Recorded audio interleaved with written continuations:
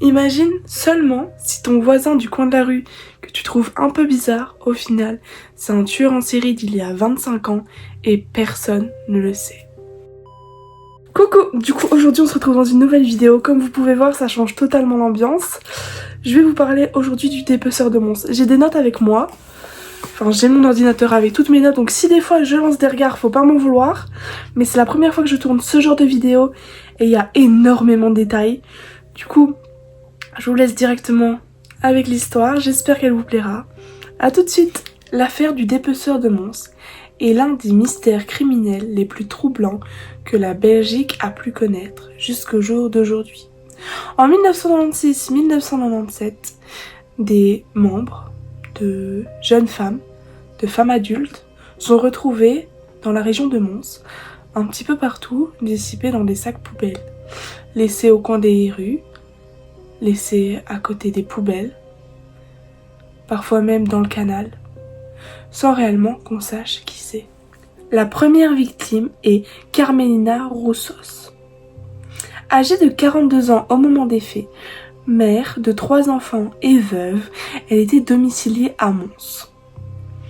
Carmelina a disparu le 4 janvier 1996 et a été retrouvée le 21 janvier 1996 à Lesquio, dans le nord de la France, dans des sacs poubelles. Malheureusement, seul le bassin de cette dame sera retrouvé. La deuxième victime est Martine Baum. Martine Baum était originaire de France. Elle était âgée de 43 ans. C'était une femme transgenre qui, suite à sa transition, a perdu beaucoup de contact avec sa famille. Ainsi, elle travaillait dans les bars, dans le nord de la France, ici en Belgique.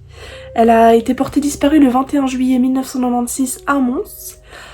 Et malheureusement, on retrouvera son buste dans les Hauts de la Haine, au chemin de l'inquiétude à Mons. Je ne me souviens pas de la date exacte.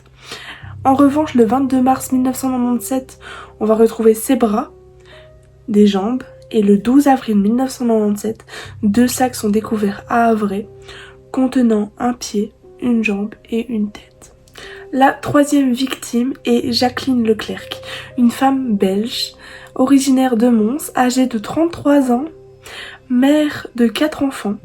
Elle a disparu le 22 décembre 1996 et le 22 mars 1997, ses bras et ses jambes seront retrouvés dans 9 poubelles en contrebas de la rue Émile Van de Velk à Quem. La quatrième victime est Nathalie Godard, une jeune femme âgée de 22 ans au moment des faits, qui est mère d'une petite fille de 1 an à qui malheureusement on va enlever la garde parce qu'elle est connue pour avoir des problèmes avec la drogue, pour fréquenter des lieux un peu malfamés.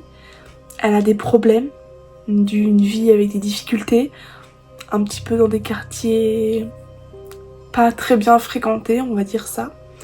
Elle sera portée disparue le 16 mars 1997 à Mons et on la retrouvera plus ou moins une semaine après, le 24 mars 1997, dans des sacs poubelles où son buste sera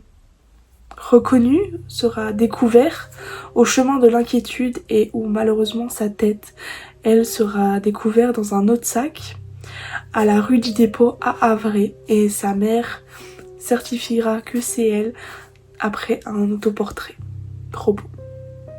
Ensuite, nous avons la cinquième victime, identifiée, est Valencia Begonia Valencia, c'est ça, âgée de 27 ans. Elle était domiciliée à Mons, à Frameries plus précisément. Elle a disparu le 3 juillet 1997 et son crâne sera retrouvé à Lyon le 18 octobre 1997.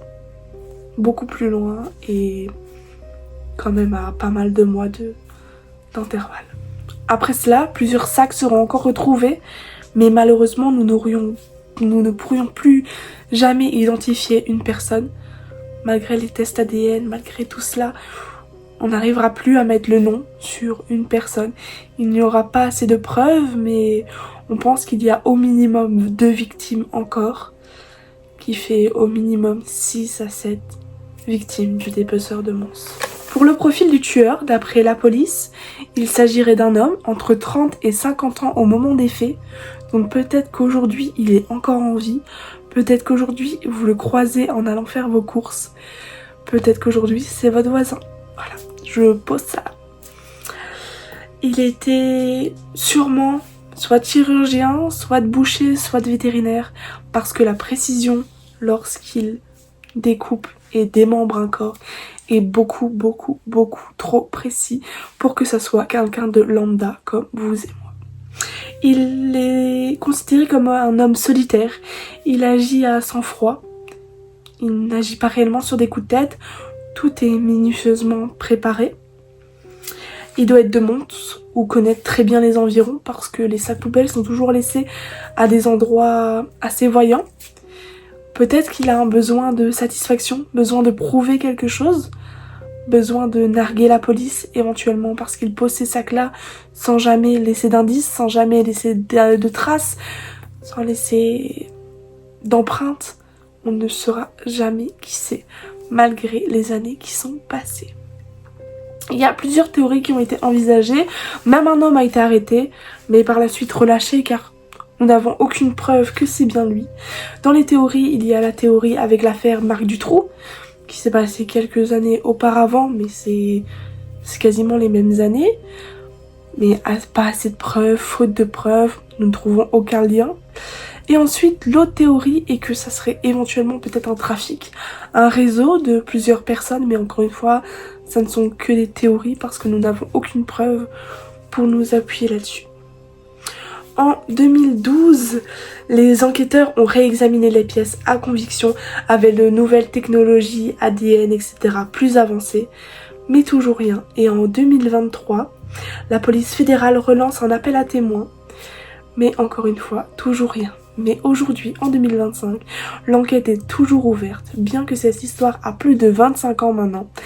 Le dossier est toujours ouvert et la police espère qu'un jour, ils trouveront ce mystérieux dépeceur. J'espère que la vidéo vous aura plu. Vous me dites qu'est-ce que vous en pensez parce que ça change énormément de mes vlogs, etc. Mais moi, personnellement, j'aime bien, sachant que je n'habite pas très loin de la région. Ça me terrifie un petit peu en me disant qu'à tout moment, je vais faire mes courses et je le croise. Et c'est peut-être le petit vieux que je laisse passer à la caisse. Mais bon, ça, j'espère que c'est pas le cas. Donc voilà, j'espère que vous avez passé un chouette moment en ma compagnie. À très bientôt et je vous fais des gros bisous.